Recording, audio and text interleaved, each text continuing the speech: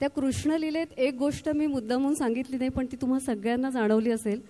त्या लीलेमध्ये कृष्ण प्रत्येक गोपिकेसोबत नृत्य करत होता. म्हणजे एकीला आश्चर्य वाटते, अरे कृष्ण माझ्याबरोबर आहे, ती तो अभिमान दाखवते. दुसरीकडे बघते तर तिच्यासोबतही कृष्ण आहे. आणि अशा अनेक गोपिकांसोबत अनेक कृष्ण त्या रासलीलेत रंगले. एकदा जोरदार टाळ्या. म्हणजे फक्त दोघी जणी होत्या, पण ते पूर्ण समूह आणि ती पूर्ण कथा त्यांनी किती सुंदररित्या साकारली. आता चंद्राची सोबत आपल्याला तशी आपल्या जन्मापासूनच असते, म्हणजे जन्मपत्रिकेत चंद्राचं स्थान वगैरे असतं. पण आपल्याला साधारण तो कधीपासून कळायला लागतो, तर बाळाच्या अंगाई गीतात तो असतो.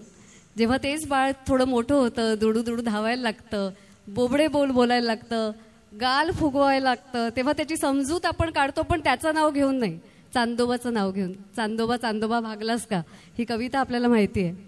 मग आपण झुकझुक गाडीत जेव्हा बसतो तेव्हा त्या पळणाऱ्या झाडांसोबत आपल्याला चंद्रही धावताना दिसतो.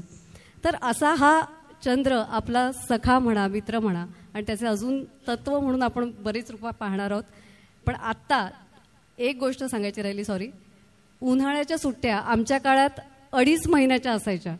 तर दुपारी बैठे खेळ खेळायचे, भावंडांसोबत मारामारा करायच्या, आणि राग दाखवायचा असेल म्हणजे दोघी जणी जेव्हा बोलत असतो तर आपापल्या हातात चांदोबाचं पुस्तक घ्यायचं आणि अक्षरशः त्या चांदोबाच्या पुस्तकाची ती 2.5 महिने आम्ही पारायण करायचो. तर असा हा चांदोबा आपल्या बालपणीचा सखा. आम्ही एक बालगीतांची मेडली आणतोय, चंद्रगीतांची. ऐकूया.